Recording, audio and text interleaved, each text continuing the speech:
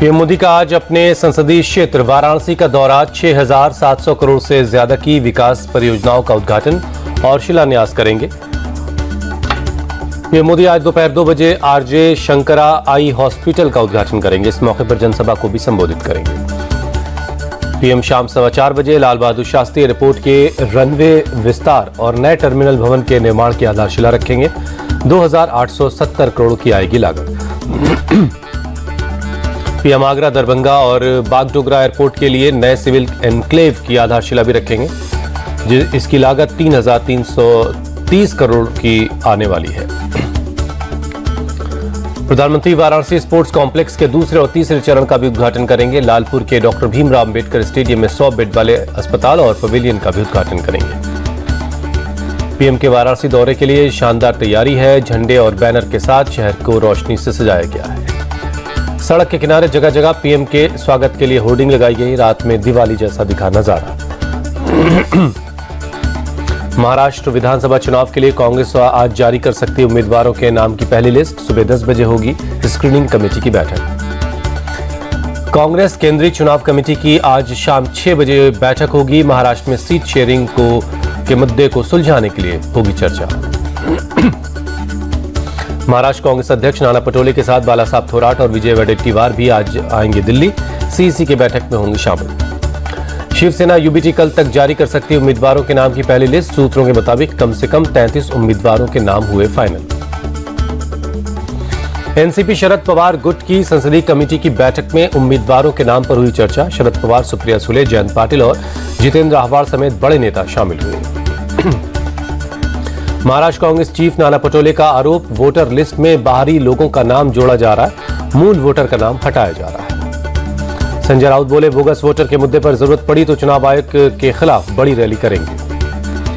महाराष्ट्र कांग्रेस के पर्यवेक्षक टीएस सिंहदेव बोले, जीतने की क्षमता के आधार पर ही मुसलमानों को टिकट दिया जाएगा। डिप्टी सीएम देवेंद्र फडणवीस बोले, बीजेपी की पहली लिस्ट कभी भी आ सकती है। ज्यादातर सीटों पर सहमति बन गई है।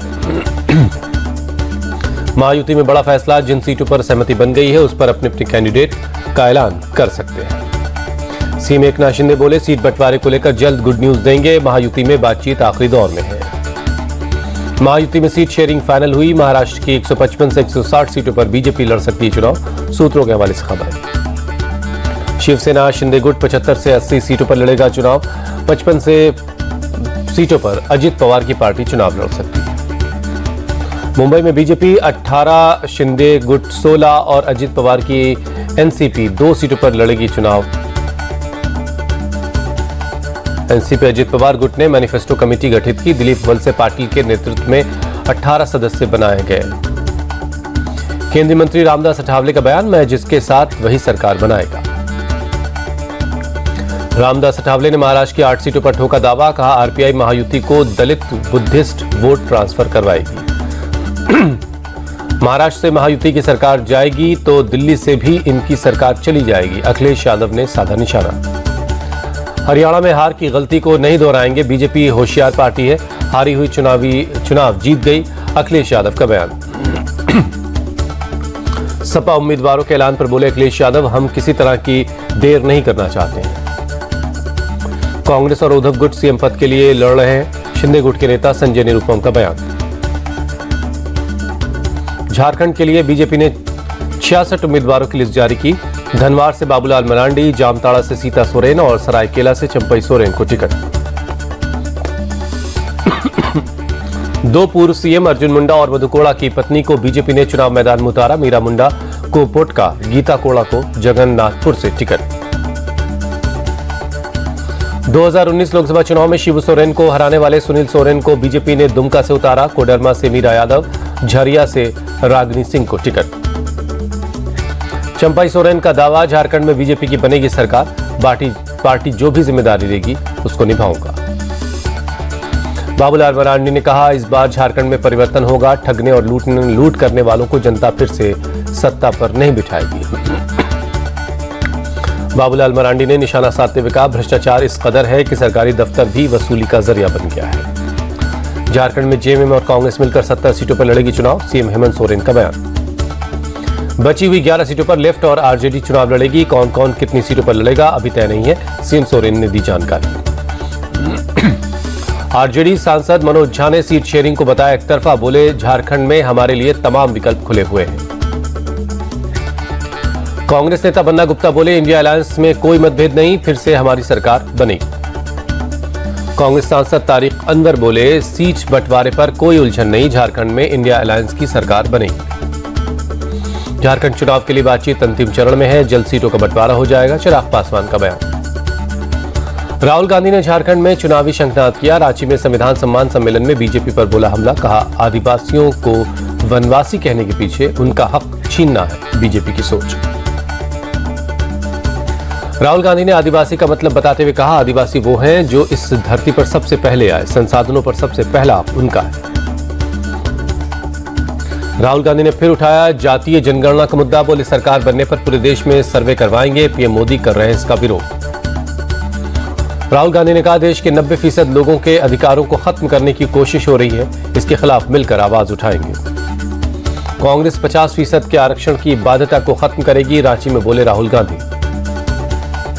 लोकसभा चुनाव में मोदी सरकार ने कांग्रेस के बैंक अकाउंट सीज करवा दिए, संविधान और सच्चाई के साथ कांग्रेस चुनाव लड़ी, राहुल गांधी का बयान।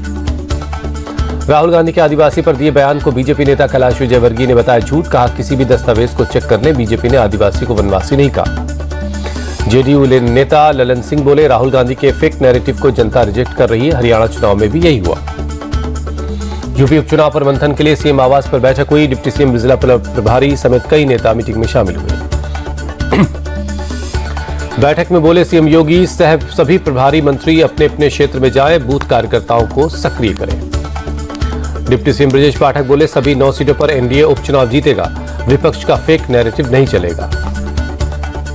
यूपी के मंत्री संजय निषाद ने कहा निषाद पार्टी अपने सिंबल पर चुनाव लड़ेगी, उम्मीदवार भले ही बीजेपी का हो।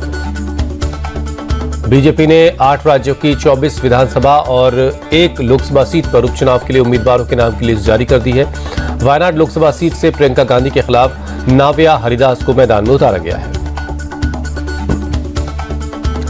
23 अक्टूबर को प्रियंका गांधी वायनाड लोकसभा चुनाव के लिए नामांकन करेंगी, राहुल गांधी रोड शो में शामिल होंगे।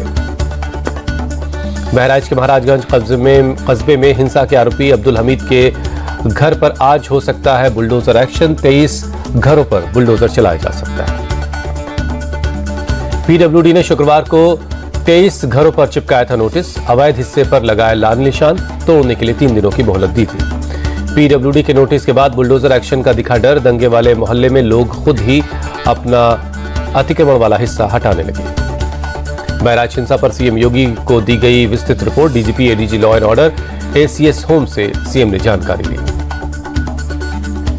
बहराइच हिंसा में पुलिस की जांच हुई तेज, अब तक कुल 89 आरोपी पकड़े गए हैं। बहराइच हिंसा पर बोले महसी विधायक सुरेश्वर सिंह, पीड़ित परिवार से मिला हूं, वो प्रशासनिक कार्रवाई से संतुष्ट है। सुरेश्वर सिंह बोले हिंसा के 23 आरोपियों के अवैध निर्माण पर नोटिस लगाई गई है, आगे और भी अवैध निर्माण के खिलाफ कार्रवाई होगी। महाराष्ट्र की चुनावी सभा में बोले अखिलेश यादव, बहराइच में एनकाउंटर नहीं हत्या हुई है। केंद्रीय मंत्री बीएल वर्मा का अखिलेश यादव को जवाब, कहा उनकी सरकार में कानून व्यवस्था की क्या स्थिति थी पता ही है।